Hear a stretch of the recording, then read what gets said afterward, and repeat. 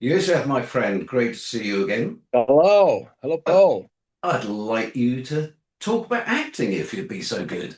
Yeah, mate, absolutely. Yeah, I mean, how long's a piece of string? It's a somebody a long time ago told me you make a killing, not a living, Hmm. as an actor, and I think that's very important to remember because we all kind of hope that one day our level of success and fame translates to a level of security that is just not built into the gig. Yeah, It's not built into it. So sure. you're always going to be a freelancer. Because of that, it is vital that you learn how to A, structure your business as a freelancer, and B, survive Hmm. between the gigs. For me, I have found that those two things are all you really need. Because if you've got them both, then you have your career as an actor. Because it is a job that pays a lot of time and lip service to what you're actually doing when you get the gig. Acting, the method acting, the techniques, the vocal techniques, all this stuff, which, as Meryl Streep used to say, if you want a varied career, then go to drama school, train how to do theatre, radio, all that stuff. If you don't care about that and you're happy to do just one type of thing, then you don't need to go to drama school, just start acting. And Okay. it's true, right? Um, but not many people remember that it's called show business. Hmm. There's a business behind it, without which you don't have a career. So people always ask me, what's the best book on acting for actors? And my answer has always been the same. It's a book called Accounting for Non-Accountants. Okay. Learn how to do your books. Learn how to structure your business so that when you earn money, you're not paying everything in tax. Learn how to run a business. Yeah. Buy the UK Small Business Guide that Lloyd's Bank used to publish. It's still out there, and it's in its umpteenth edition. Learn what it takes to run a small business, because that's what you are as an actor. You are a small business. Learn all of that stuff, and then find a way to survive. You know, side Right. gigs, side jobs, and my whole thing. I'm one of those people that did every job under the sun. I was a bricklayer, stonemason for years, carpenter. Um, you name it. Makeup designer, salesman, vacuum cleaners, and telesales, everything. But even that has been great experience because you're dealing with people and Wonder, learning how absolutely, to absolutely, work with them.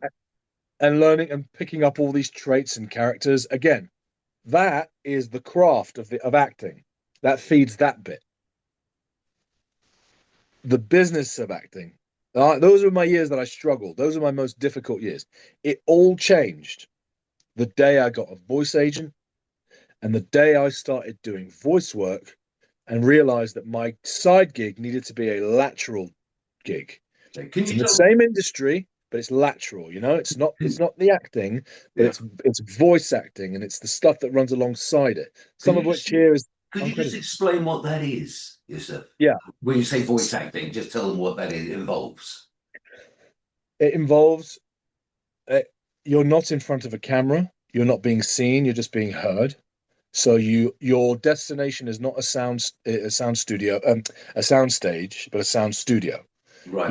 You're not going to location. You're not going to the theater.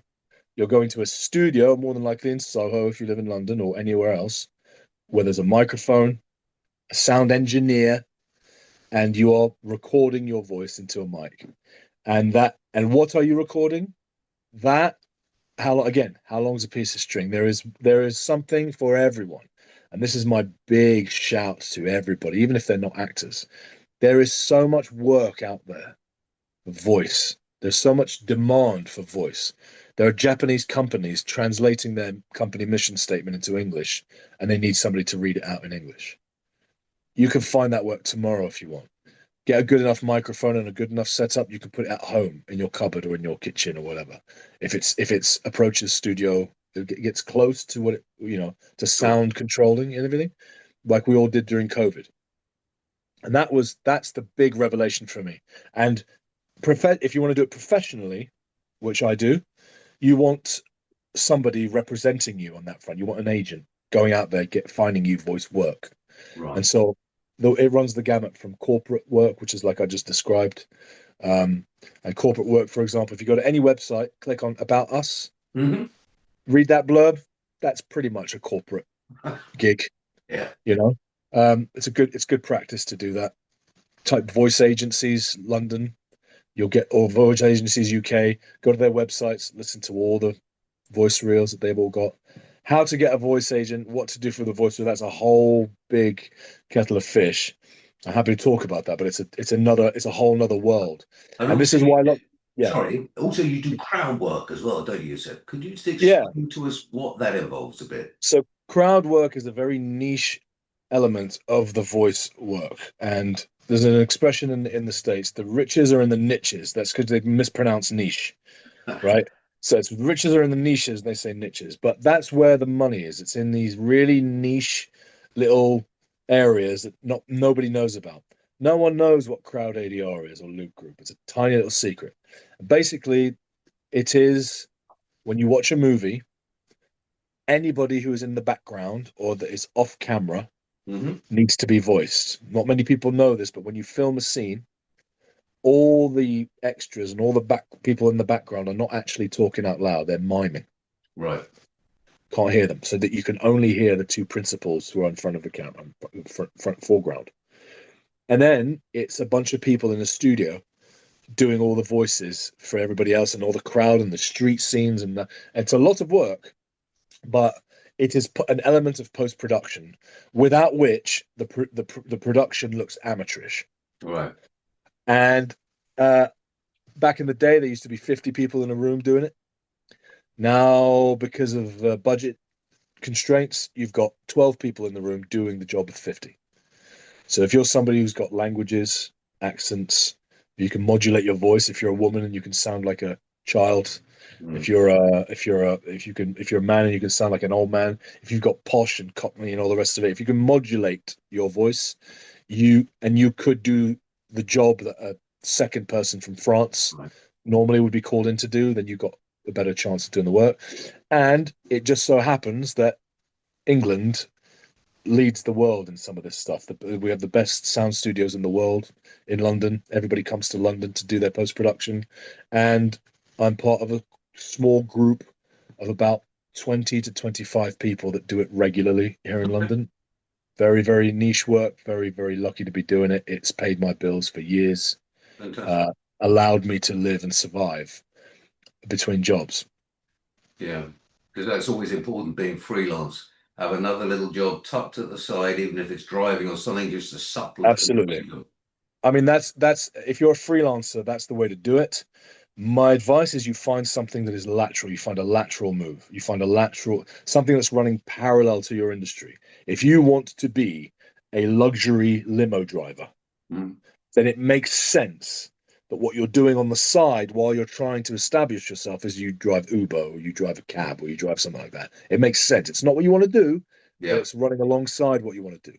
If you want to be an actor, well, be a voice actor as well on the side. You're still around actors, you're still around producers, directors. The guy who directs the movie is in the studio with you sometimes, listening to you do the post production.